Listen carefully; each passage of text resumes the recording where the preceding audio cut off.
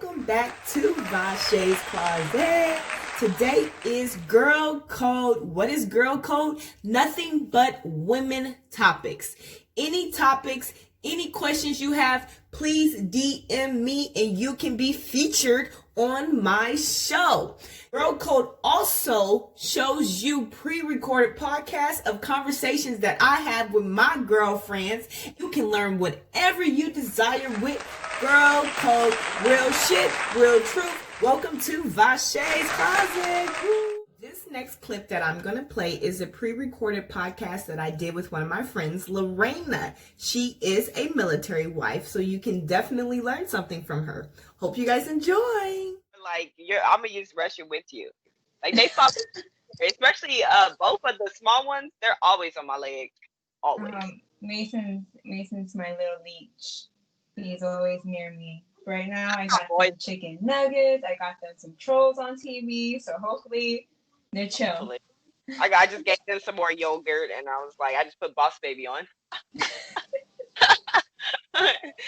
Okay, so here. Lorena. How do you say? Heredia. Okay, and I've known Lorena since high school. We know each other since Paris. Paris? You went to Paris? Girl, you did Paris. Yes.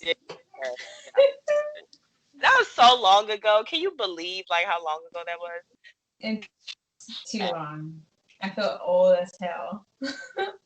Yeah, me too. I was just thinking the other day, I was like, this would have been our reunion year. And yes, it's just I was planning that. I was planning it for everybody, and then this freaking pandemic happened, and I honestly don't even know when I'm gonna host it. Yeah, if anything, it would have to be like at the end of the year, and it would have to be like mask on, like little, or just next year. Yeah, get a rain check. All right, so when did you become a mom? I became a mom to Malaya in 2015, November of 2015. That's when I had my first baby. So I was, I gotta do the math, 23 when I had her. Okay. And then Mason, I was 25. And how was it being a new mom? Well, I was a new mom in a new state. I just moved to Virginia. That was Michael's first duty station. And it was hard. It was rough. Being a new mom, labor was hard. Nursing is hard. Postpartum is hard.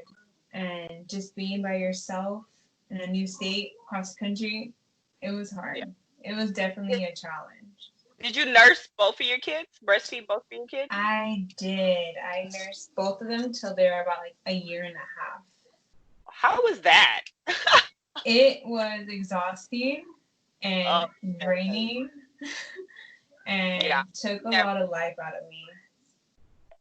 I tried it with my first one. And I tried it for like 3 months, and then I was like, no, I'm good. And then my second child, I tried it for like 4 days, and I was like, yeah, it's not for me. And then my other two, I did it literally only in the hospital. And then I was like, straight formula after that. It's hard. My thing is that no matter if you breastfeed or you formula fed, as long as the baby's fed, that's all that matters. Right. I just know a lot of women are like pro breast milk and like really look down at formula feed their babies, and I feel like freaking hate that.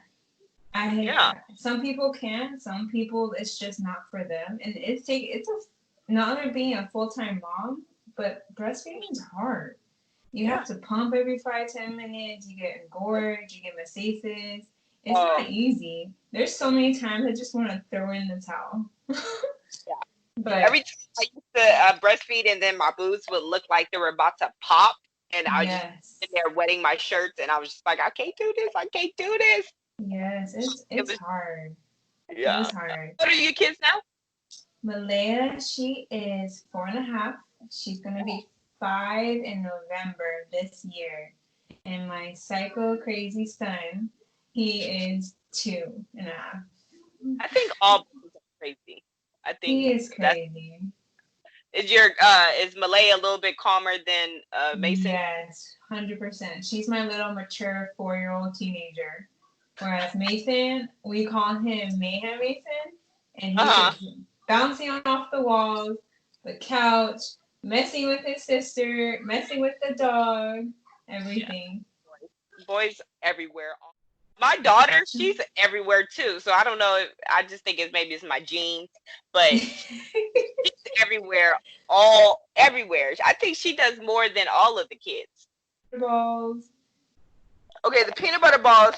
Let me know about that recipe because you were telling me about that last time, and I like that recipe. Yeah, honestly, it's super easy, and you guys probably have the ingredients at home. You just need oats, chocolate chips, maple syrup, some vanilla if you have it, but I know it's expensive hell, and peanut butter. That's all you need.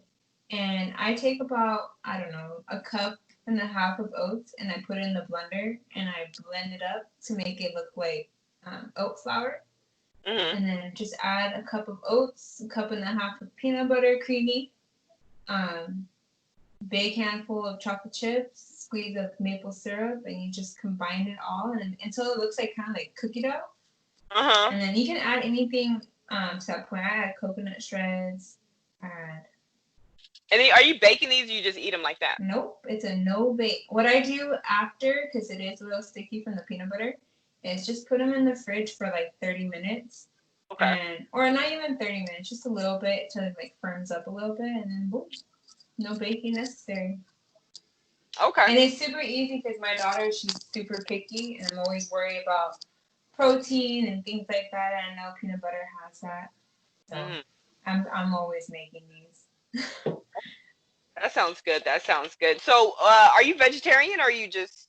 I'm not. I just make whatever I feel like eating or whatever I have. Try to use whatever I have.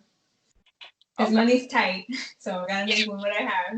I know. And right now, peanut butter is like the least expensive, like bread and peanut butter. Yeah. I hope you guys learned the little recipes for your little crumb snatchers. So I just wanted to go over 2 questions that I did get in my DM. So my first question is, how do I know when I have a yeast infection?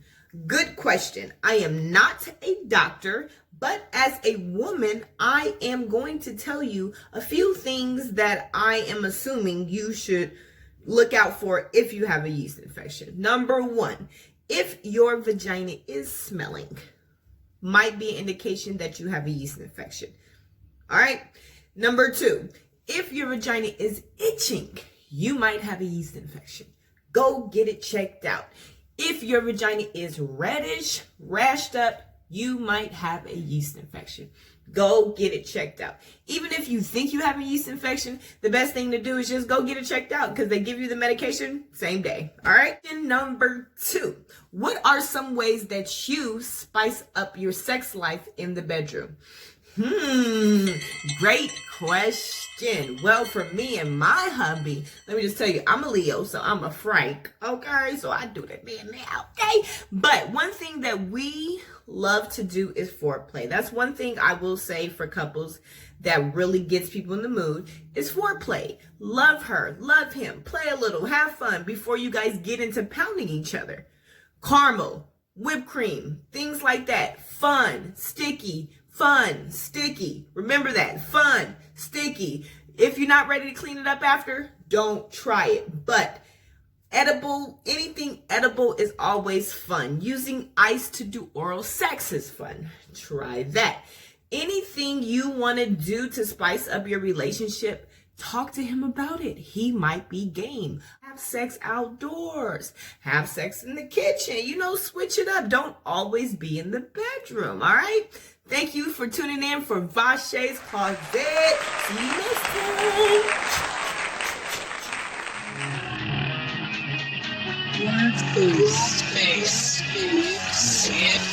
Space.